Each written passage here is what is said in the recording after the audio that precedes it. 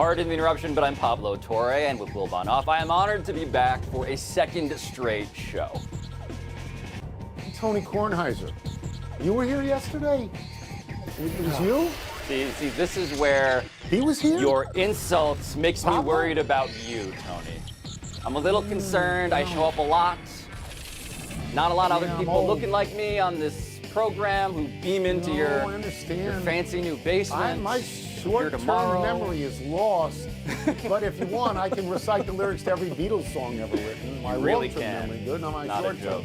Welcome to PTI, boys and girls. Wilbon has the day off. I'm joined once again by our great friend from the ESPN Daily and Debatable podcast, Mr. Pablo Torre. And we begin today with some fabulous speculation about Aaron Rodgers and the New York Jets that goes like this. The Jets have just hired Rodgers' former offensive coordinator in Green Bay, Nathaniel Hackett, after Hackett flamed out gloriously in his 1 year in Denver. The thinking is that Rodgers will want to play for the Jets now and will try to force a trade, which works for Green Bay because it saves them $50 million in Rodgers' salary, and Rodgers will go to play in the other conference. Pablo, you live in New York City. Can you see this happening?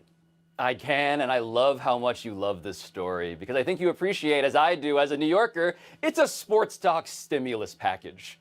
Let's just be blunt about what it is. This is unbelievable desperation by the New York Jets, which is not new. But what is very funny to me is to hear Robert Saleh, the head coach, say explicitly we are committed to finding a veteran quarterback. And then they go and hire the guy who was the second coach since 1978 to be fired before the end of his first season as a head coach. Because why? I would make a... Tony, I was thinking, like, is this a Gayle and Oprah scenario? Why do people always think that Aaron Rodgers is going to follow when you invite Nathaniel Hackett, even though he didn't follow to Denver? But it's clearly the exact same hilarious thinking. So, again, let me state that this is pure speculation, all right? Who knows what Aaron Rodgers is thinking? Well, Pat McAfee probably does, but he's not on this show. It's just me and you. So I'm going to go down the road a little bit as a native New Yorker and as a Jets fan and in my whole life. And I will say, as I've said many times before, and you see a picture behind me of Joe Namath, the only highlight in the Jets' history is this: Namath wagging his finger. That's all there is. Now let's bring it a little closer to home. What number does Aaron Rodgers wear, kids? He wears 12. That was Namath's number. And how does Aaron Rodgers see himself, kids? Sort of as an anti-hero. That's how Namath saw himself, as an anti-hero. I mean, Aaron Rodgers, don't underrate his brains. He's a smart guy. Forget the vaccination thing. He's a smart guy, and he's certainly smart enough to understand what it's like to be a hero in New York City, because Joe Namath is a god still in New York City. And Aaron Rodgers is probably thinking to himself, hey, Brady did this in Tampa. If I do this in New York City, it's so much bigger. But Tony, I have to ask you about something, a superpower that Namath had, but Rodgers never has, which is the ability to withstand the withering spotlight, okay? The backlash from the surrounding environs. Green Bay has been a Hamlet.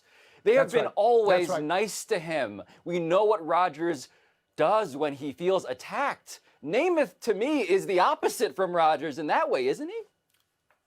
I will just say this, that I hope the Jets move heaven and earth to try and get Aaron Rodgers, because they have not had a quarterback to die for in 50 years. The only crack in the glass is this. This was the Denver situation last year. All we need is a quarterback. They got Russell Wilson, who's a real quarterback, and he stunk, and so did Hackett. Do I think that Rodgers would stink in New York? No, actually, I think he'd rise to it. To answer your question, I think he'd rise to it. Let me move on. Okay. And we'll stay in football. The Carolina Panthers have hired a new coach, and he is Frank Reich, who was fired in midseason by the Indianapolis Colts. The Panthers did not retain Steve Wilkes, who had been the interim coach in Carolina after Matt Rule was fired after 5 games. Rule was 1-4. Wilkes was 6-6. The Panthers also didn't hire Sean Payton, who had interviewed for the job. Pablo, is the headline here who got the job or who didn't? I think we start with who didn't, Tony, because two things are true. One is big picture, one is small picture. The big picture is about black coaches in the NFL. Lovie Smith gets fired. Steve Wilkes now does not get this job. You can count the number of black head coaches in the NFL on less than one hand. It's embarrassing. Yeah. And so Steve Wilkes should feel aggrieved. He is literally in the process of suing the NFL as part of the Brian Flores larger litigation. This is catnip on that front.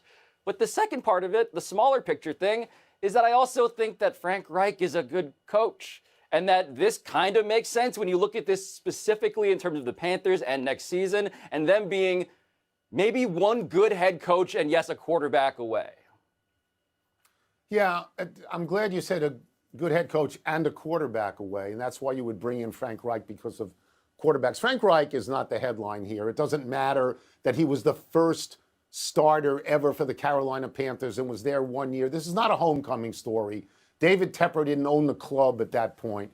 You hire, right. and Frank Reich has credentials. You hire him because he is known as a quarterback whisperer. But Sam Darnold may not have enough audio strength to hear the whispers from Frank Reich. And to be fair, Pablo, he had Phillip Rivers and he had Carson Wentz and he had Matt Ryan in succession in Indianapolis and had no success. The greater story here is who wasn't hired. I'll dismiss Sean. Sean Payton's not stupid. That's a bad job.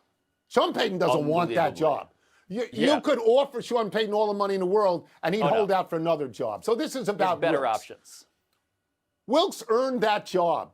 He took over a lousy team. He went 6-6. Miraculously, they were actually in the playoff hunt in their terrible division. This is like Bisaccio last year in Vegas. He earned the job. They went for someone else. They went down the drain. Steve Wilkes earned the job. And my early reaction was that Brian Flores is saying to somebody, I told you so. I told you so. I mean, he earned the job. Yeah. What else do you need to do is a valid question if you're any of the coaches who are literally suing the NFL right now, I think it's safe to say.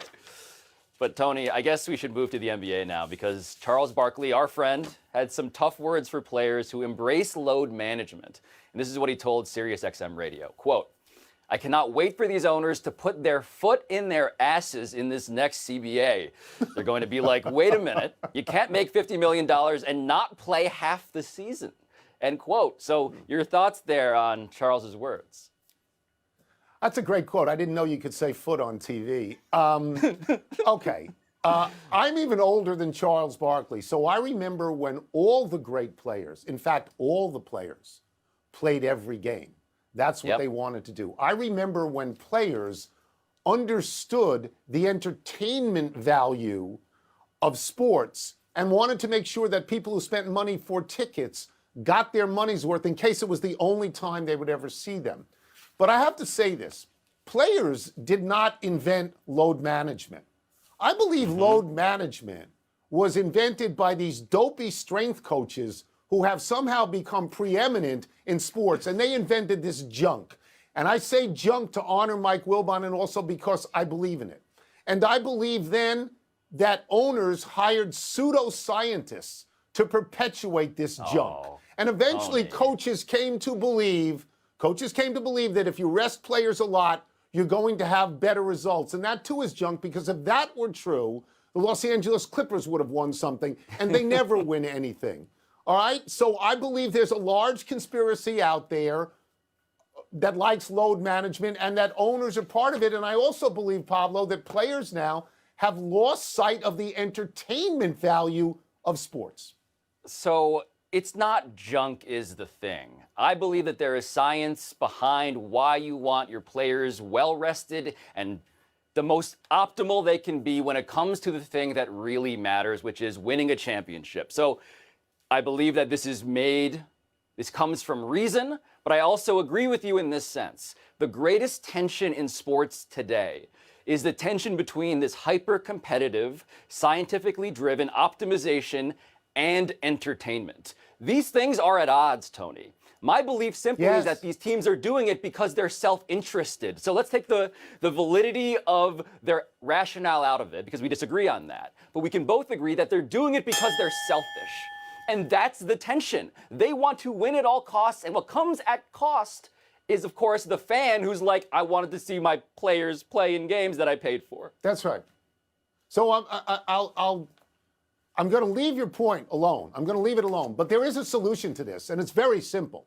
Don't play 82 games in a sport where 20 of 30 teams make the playoffs in one form or another, and the playoffs take 3 months. Play 65 games, starting Christmas, and don't have any back-to-backs, and say the following sentence to your players. This is like a Broadway show, kids. We want you out there. Nobody buys a ticket to see the understudy. So let's take a break. 100%. And coming up, we will ask Steve Young what advice he'd give to Brock Purdy ahead of Sunday's NFC Championship game.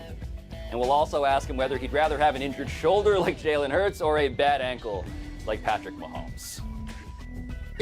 There's an entertainment value. No, you're that's being 100% right. The game is suffering. The product is worse. People are paying thousands of dollars to see guys who are being played by someone that they don't want to see for that evening's performance. That's right. 100%. And tonight, if you're just joining us from some sort of hibernation, the NFL's conference championship games are this weekend.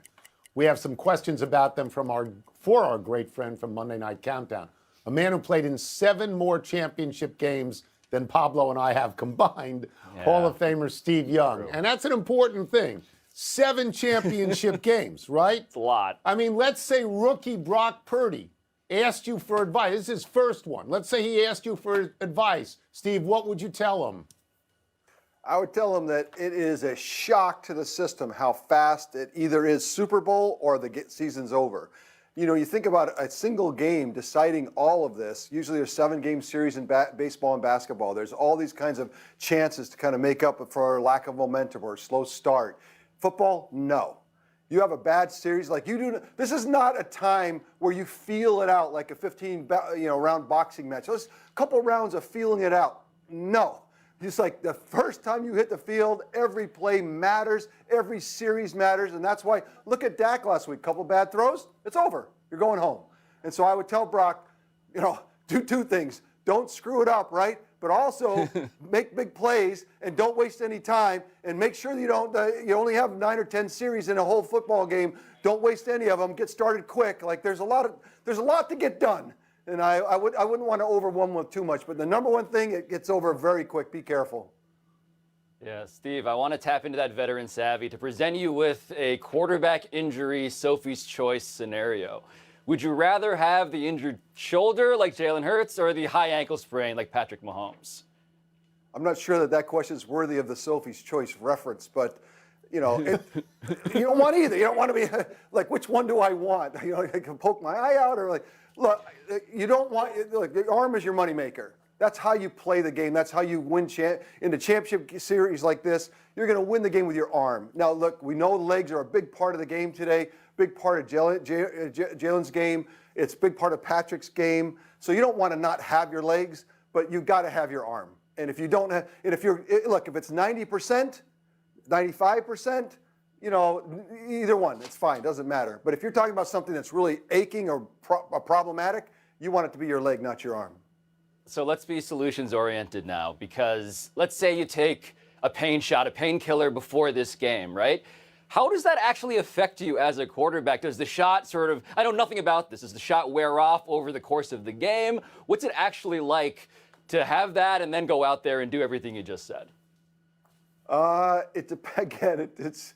It's contextual, right? Like if you're 90% and you take the shot because you just don't want to be nagged at, it's great, it's fine, and it doesn't wear off. If something happens, but if you have a bad thing that you're going to play through because it's a championship game and you know you're going to be hurt afterwards, and it's not a long-term smart decision, but I'm going to go for it, and you take the pain shot to kind of get through the game, that's when you got to go back at halftime and you're hurting even through the. I think that when I've had the pain shot when it was something that was really bothering me, the pain went away, but you still could tell your body was telling you.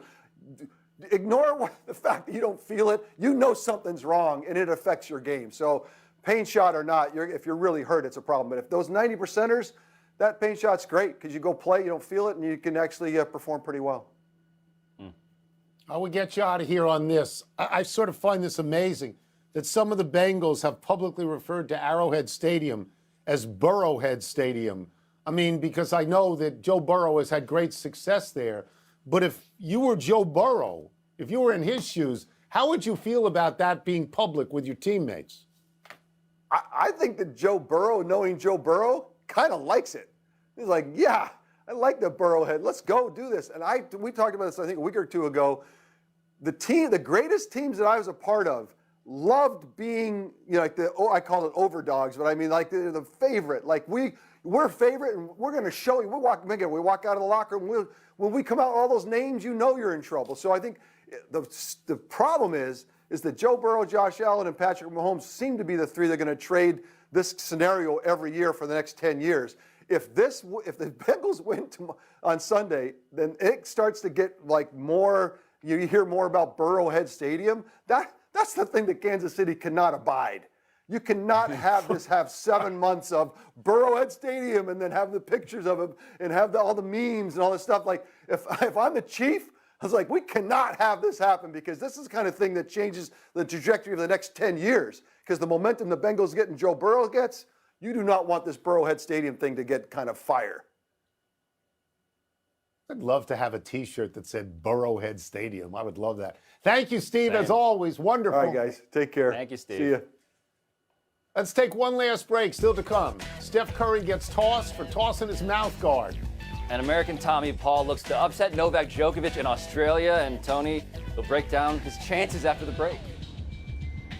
Yeah, there's zero chance. I don't have to wait till after the break. Zero chance. Okay, let's not fool around. Zero chance. I just like how Steve Young is making memes now, Tony. Are you aware of the meme potential of all of these storylines? He's I don't know what aware. memes are. Happy time, people. Happy 46th birthday, Vince Carter. Half man, half amazing. Carter was the number 5 overall pick out of North Carolina in 1998. Played 22 seasons, retiring in 2020. So Carter played in 4 different decades: the 90s, the aughts, the teens, and the 20s. He never played on the title team, ain't got no rings, but he's got an Olympic gold medal, and he was an 8-time All-Star, and his dunks were the stuff of legend, which is how he got the nickname Vinsanity. He was Rookie of the Year in 1999, and in 2000, won the dunk contest pretty much by acclamation. For his lengthy career spread over 8 teams, Carter averaged 17 points a game. But in his best years in Toronto and New Jersey, Carter averaged 23.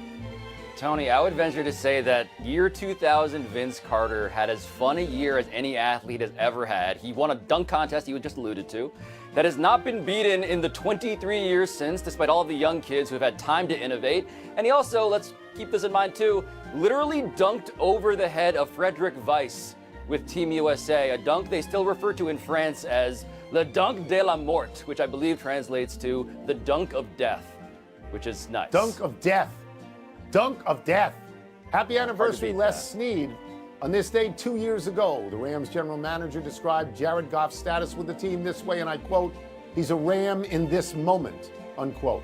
Within a couple of months, that moment was gone, and the Rams traded Goff, their first-round picks in 2022 and 23, and a third-round pick to Detroit for Matthew Stafford. The result couldn't have been better. Rams won the Super Bowl. They were in win-now mode, as evidenced by trades for Jalen Ramsey and Von Miller and signing Odell Beckham Jr. But the Rams are now a hot mess. They have no first-round draft pick until 2024, and meanwhile, Goff was rather good in Detroit this season for an up-and-coming team. 29 touchdowns, only 7 picks.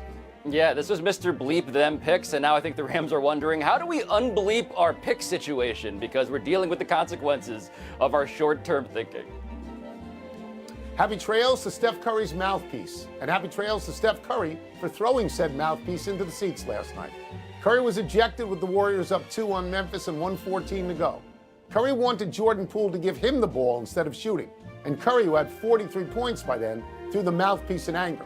I can only assume it's an ejection based on NBA saliva protocols. By the way, Poole hit the game winner. And happy trails to the Utah Jazz. They got burned by Damian Lillard's 60 points. The 4th time Lillard has gone for 60 in his career. Lillard needed just 29 shot attempts and 10 free throw attempts to get to 60, the most efficient shooting ever in a 60-point game. I wish I was more impressed by 60-point games. They just happen so often now, but not as often, it seems, as Steph Curry gets in trouble invariably for throwing his mouthpiece somewhere. It always seems to be the mouthpiece with Steph when he gets in trouble. 3 ejections all for the mouthpiece. Quickly to the big finish. Anthony Davis scored 21 off the bench in his first game back with the Lakers. Are you impressed? Minimally because they beat the Spurs. But the Cowboys, staying in Texas, announced that they will not renew 6 assistants on expiring contracts. Is that significant to you? Is Mike McCarthy still the head coach? That's significant. Knicks and Celtics tonight. Will Celtics lose their 3rd straight? I don't need fancy facial recognition technology to know that the Celtics are going to destroy the Knicks tonight. The Astros hired the Brave scouting director Dana Brown as their new GM. Your thoughts? These are 2 really good teams. The Braves beat the Astros in the World Series a couple of years ago, then the Astros won a World Series. That's probably a good hire. Last one, Djokovic versus your boy Tommy Paul at 3:30 in the morning. Who you got? 3:30 a.m. I'm going to take the advice you gave me before and take the guy who's not Tommy Paul, I think. Probably the wise move. We're out of time. We'll try and do better the next time. Ari Melberg, this is PTI. Ooh. And I'm Pablo Torre, by the way. Thank you for watching. Please check out ESPN Daily and Debatable, wherever you get the good podcasts. But for now, your SportsCenter.